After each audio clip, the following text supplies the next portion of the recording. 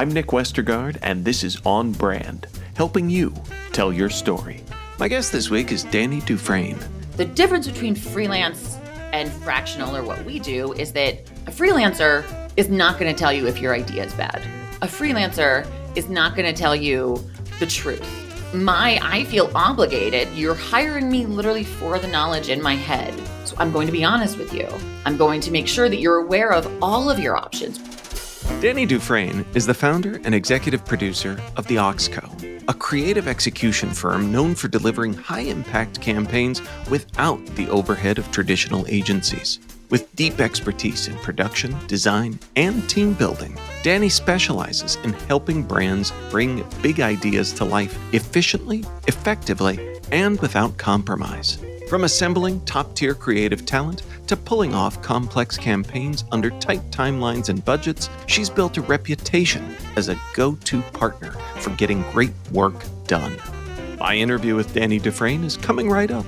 But first, quick question. How confident are you that your content actually connects in every market? If you're guessing, it might be time to check out Phrase. Phrase is the industry-leading AI localization platform that helps you deliver content in multiple languages without losing your tone, your message, or your mind. It automates the manual work, slashes review time, and gives you real data on what's working where. Brands like Uber and Zendesk trust Phrase to scale their content across the globe and get it right every time. If you're serious about reaching more people and driving better results internationally, head over to phrase.com/MPN and take a look. That's phrase.com/MPN. Are you tired of juggling multiple software tools to manage your agency? Say hello to Deltek Workbook, the ultimate solution for marketing and communication agencies. With Workbook, you can streamline your projects, resources, and finances all in one place. Imagine real-time dashboards and reports giving you full visibility into your projects, people, and financials. Plan your team's capacity weeks in advance to avoid bottlenecks while staying on budget to maximize project margins. Plus, Workbook works perfectly for both agencies and in-house marketing teams looking to boost efficiency and profitability. And here's the best part. At PCI, we're a certified Deltek partner and reseller offering expert implementation, integrations, and ongoing support to ensure your success. Want to see how Deltek Workbook can transform your operations? For a free consultation, visit pci.us/podcast today. That's pci.us/podcast. Dani Dufresne, welcome to On Brand. Thank you. Glad to be here. You have a great voiceover voice. Well, I try, and I'll take that. I'll take that as high praise from someone with an eye for creative talent. Speaking of which, as you have talked about before, you've set out to create something different from the traditional agency model. And I'm always curious to hear, what was the origin story of that path? Really, I fell into advertising. It was not something that I thought about. I went to film school. I was going to make movies. I was obsessed with old Hollywood films, Casablanca, Gone with the Wind, anything Frank Sinatra was in. And I got out to Hollywood and quickly realized it was a completely different place than the Hollywood studio structure it had been before. And I also just, by the nature of it, not knowing what I wanted to do, how I fell into producing, because no one I went to film school with, none of the dudes that all wanted to be Tarantino or Spielberg wanted to do paperwork. So I quickly became a producer, and I happened to get a job at a post house that did a telesending for commercials, where when they were still shooting commercials on film, we would pick up the film, clean it, transfer to digital tape and all that stuff. So when I realized that advertising was an option for taking my film education and producing, and I would get to do lots of different kinds of stuff all the time, I was sold. So I quickly moved over to that side and was on the production company side and the post side for a while before I moved in-house to agencies. And I think the biggest thing I noticed right away was just the disconnect of how agencies communicate to brands and to how agencies communicate to production companies. And everyone's speaking different languages, and a lot of being a producer is translating all of that right into the same sort of language, so everyone is on the same page. But specifically, I think agencies do a lot of different stuff, and they need a lot of different vendors, not just like they can't just hire the same people over and over and over again. But when you're, a really slammed agency producer or EP, the easiest thing to do is call up the same people. And I was just seeing this pattern at the more agencies I worked at, where it was more about convenience and the P&L versus like, what is the best, who are the best people we can bring on to make this thing happen? And which is what I cared about and what my creatives cared about. And maybe at first it came from me wanting to make the creatives happy, but then I was on board. And that it just sort of spawned me wanting to create a space for that, because there really wasn't one where creatives were, really heard and listened to. I think you started to see cost consulting, teams come up, and these other companies that really focus more on, we'll find you the vendors, but it's more about cost efficiency and all of this stuff, which I do as well, but not at the expense of the creative. And really started the company in 2017. No one used the term fractional. It wasn't around. So it was like, no, I'm not a freelance EP. I'm not a freelance producer. The difference between freelance and fractional, or what we do, is that a freelancer is not going to tell you if your idea is bad. A freelancer is not going to tell you the truth. I feel obligated. You're hiring me literally for the knowledge in my head. So I'm going to be honest with you. I'm going to make sure that you're aware of all of your options, which it's not your fault. Maybe you haven't done a out of home media campaign. Maybe you haven't thought about doing it this way. Whereas I can take my expertise and background and really make sure that your idea can be executed in the best format for your budget and timeline and really whatever your end goal is. So often I feel like when we talk about the comparisons to agency work, brand building, and Hollywood, which also a reformed theater arts major. I thought I was going to not be the next Tarantino, but be the next great Neil star Simon? of stage and screen. Yeah. But, I feel like we hear a lot about the story comparisons in the creative process, but I'm really fascinated by the producer's background informing this work. And I love, it just seems like there's a kind of a file drawer full of all of the "what does a producer do" jokes that you hear around, and I like yours there, that it's the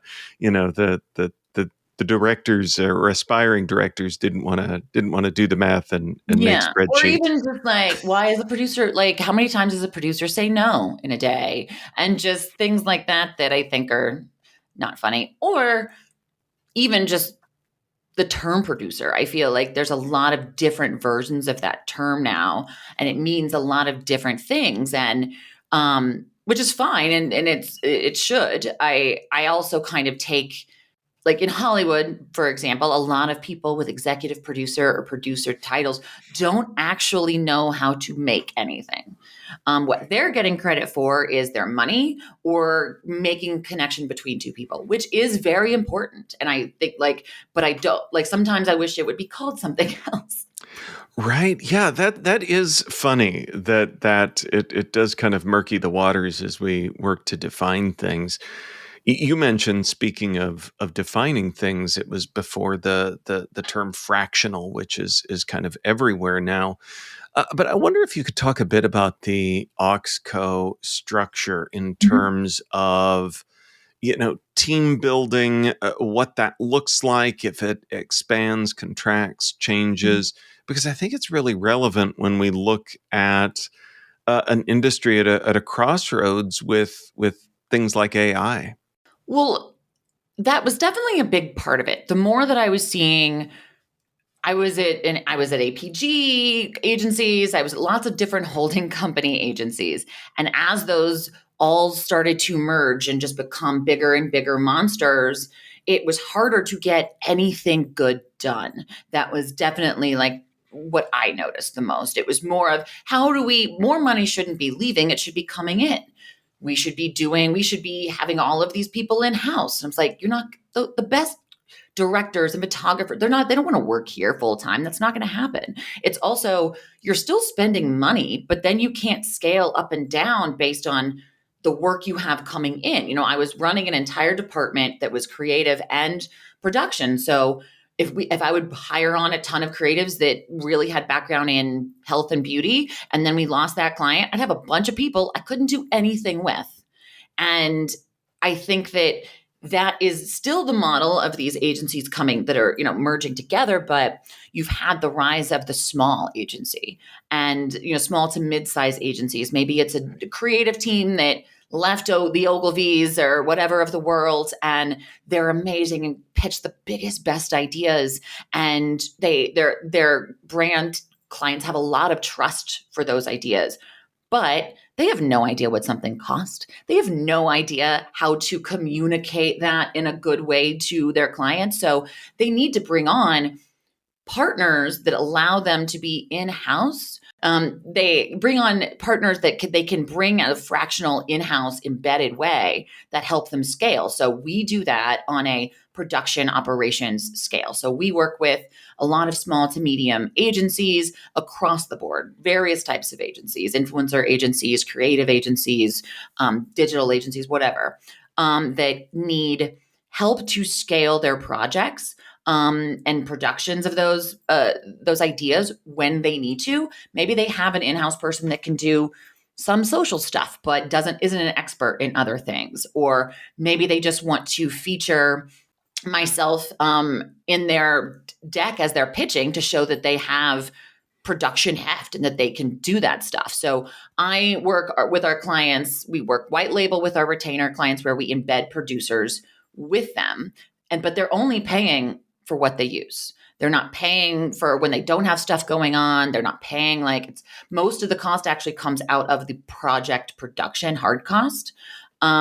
So what tended to happen before was that, for anything, right? Whether it's strategy or media or PR, anything that they didn't have in-house, they would wait until they had this idea perfectly packaged up. And then they would think, okay, well, we can't afford to bring in people earlier to get their opinion, so we'll just wait till we have it formed.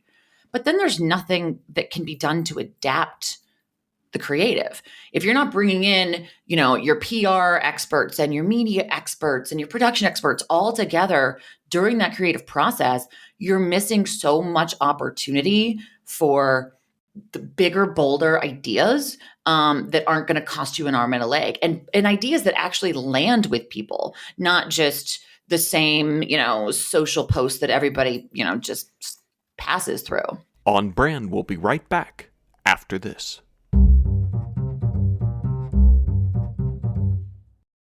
Close your eyes, exhale, feel your body relax, and let go of whatever you're carrying today.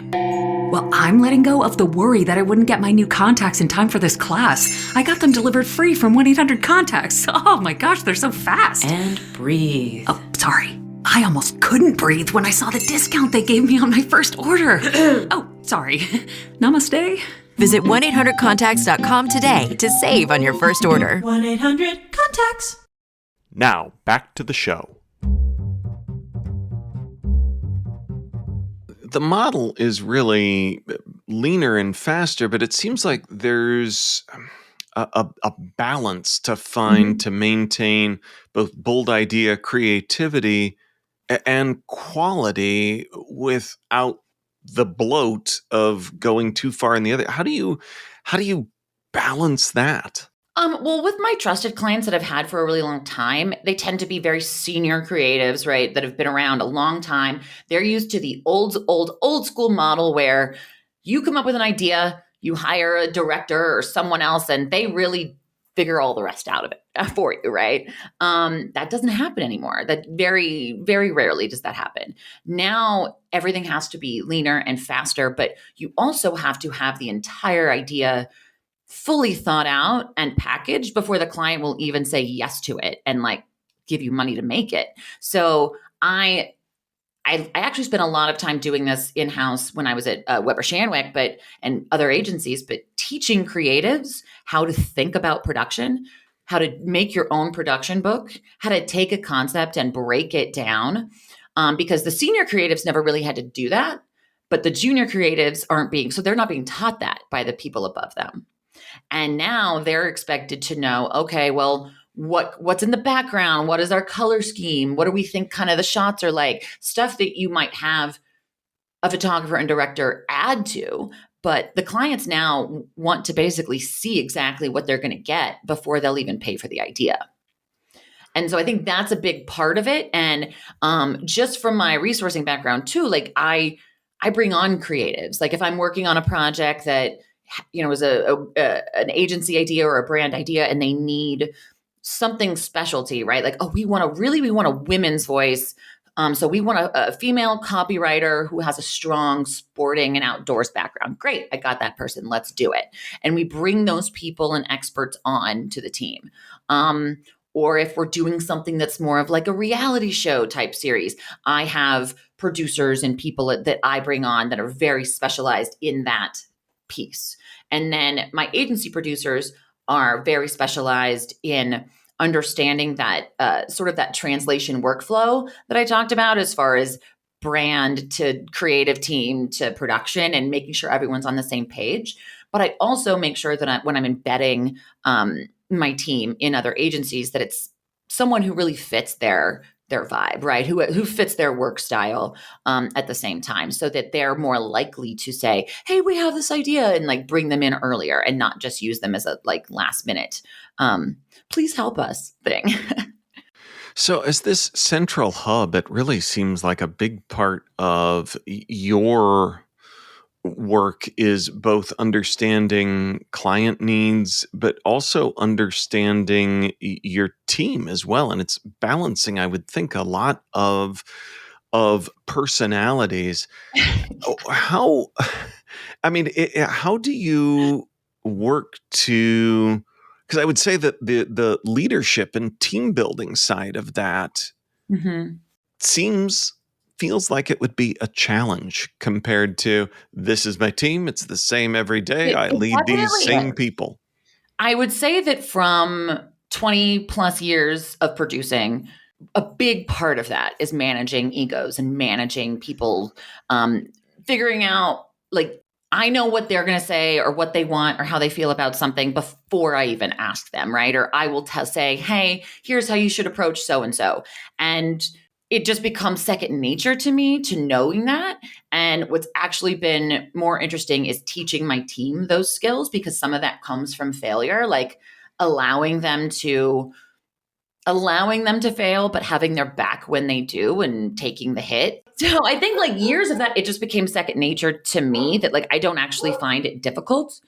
One of the biggest things that comes out of that I have trained my team on is seeing every problem that's going to happen on a project before we even start it, right? Like anticipating where the pain points are going to be, anticipating what a brand is going to care about, even if the agency thinks they won't. Like just being honest about that, and not from a way of saying, we're not going to do, like, this is going to be a failure, right? Like we're going to fail at this and this, because it's not failures. There's problems pop up on every project, but being able to anticipate and plan for those in the back of your head, and be honest with everyone else about like being, ready for those, versus, just the typical production company or partner way of doing things, where it's like, okay, I've taken this package you've given me. I'm going to just do exactly this. I'm not going to ask any questions or make any suggestions, or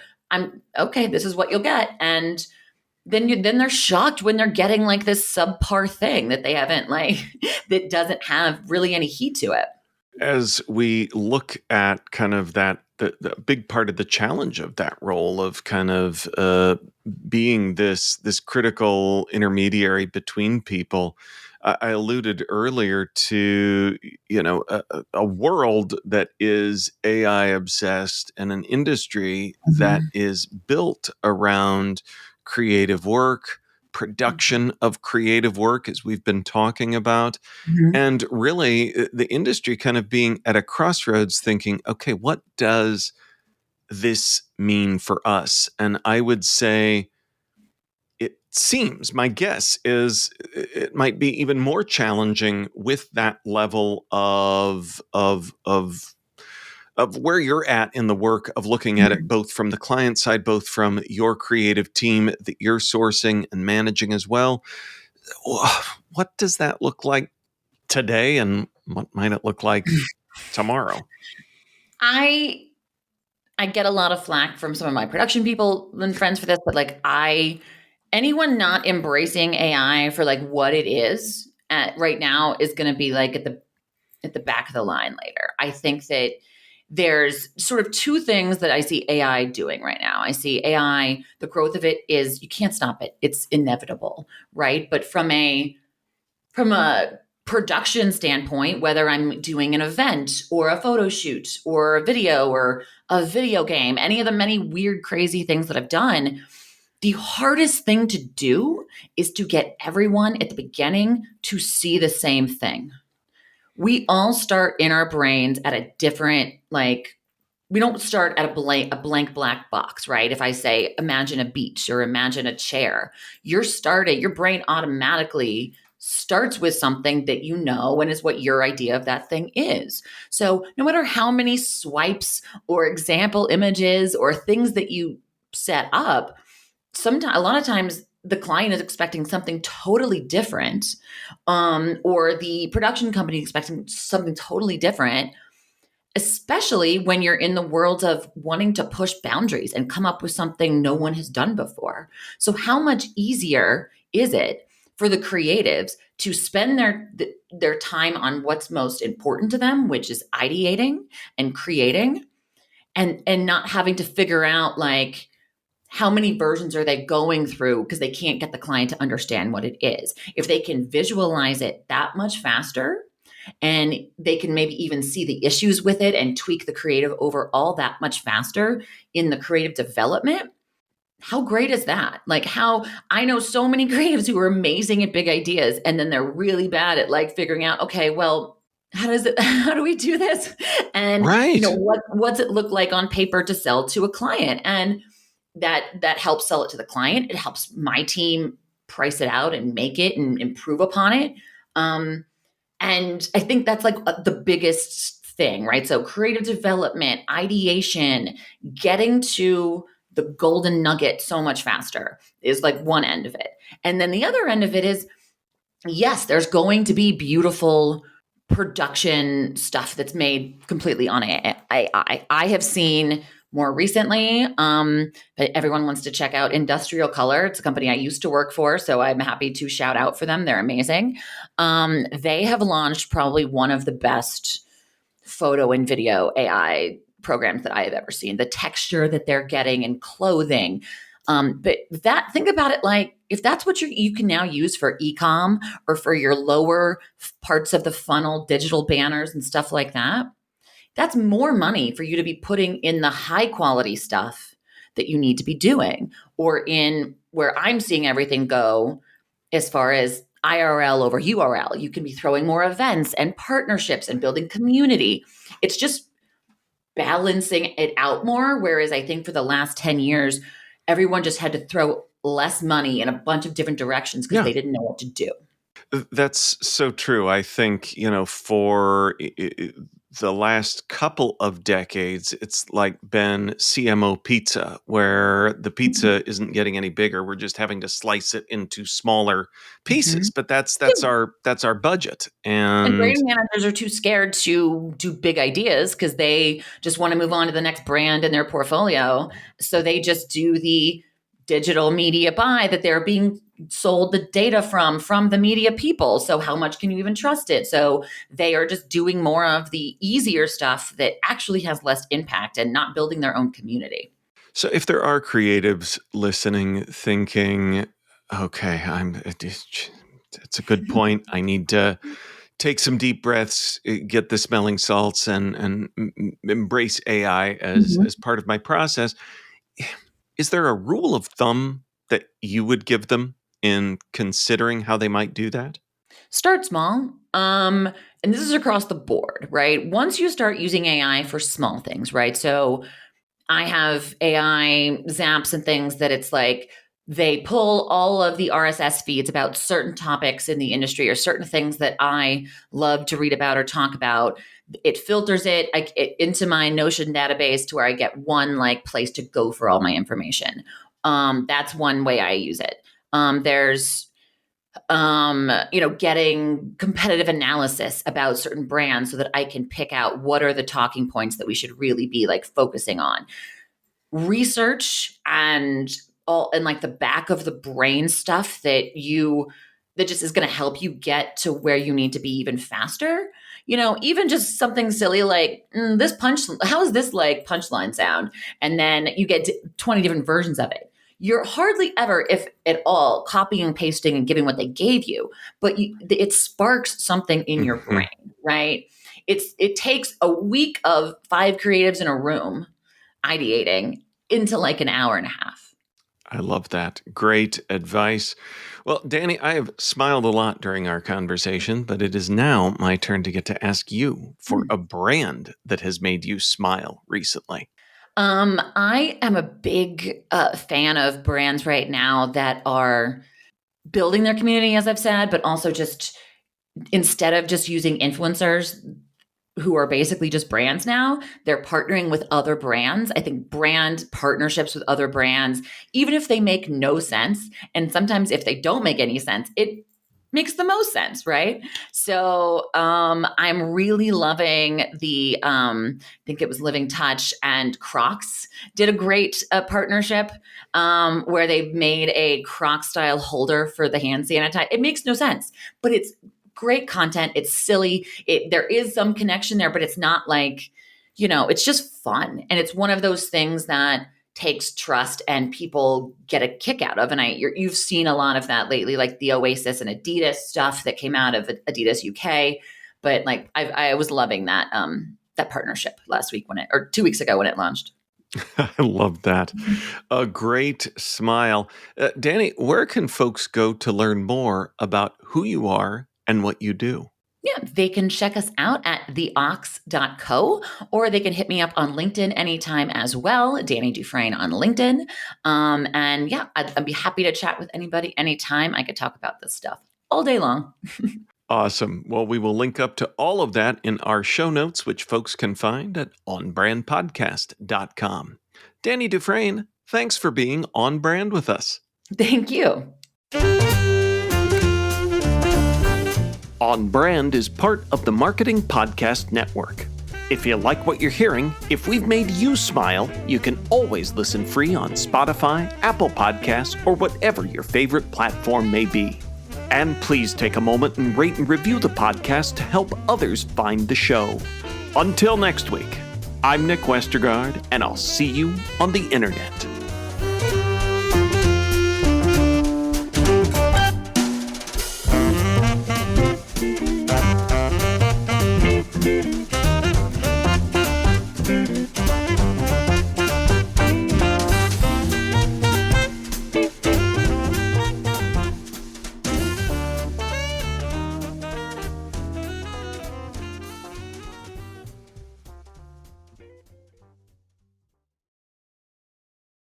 You may know you're listening to this show along the Marketing Podcast Network, but did you know there are other great shows on MPN to help your business? Robbie Samuels hosts the On the Schmooze podcast. Robbie, tell listeners what to expect from the show. Since 2015, I've interviewed entrepreneurs who overcame challenges to achieve success in their field or industry. Tune in to On the Schmooze to listen as I ask deep questions to elicit untold stories about leadership and networking. And where can people subscribe? Find the show at ontheschmooze.com or on marketingpodcast.net, or just search for it wherever you get your podcasts. You heard them. Go subscribe. This podcast is heard along the Marketing Podcast Network. For more great marketing podcasts, visit marketingpodcasts.net.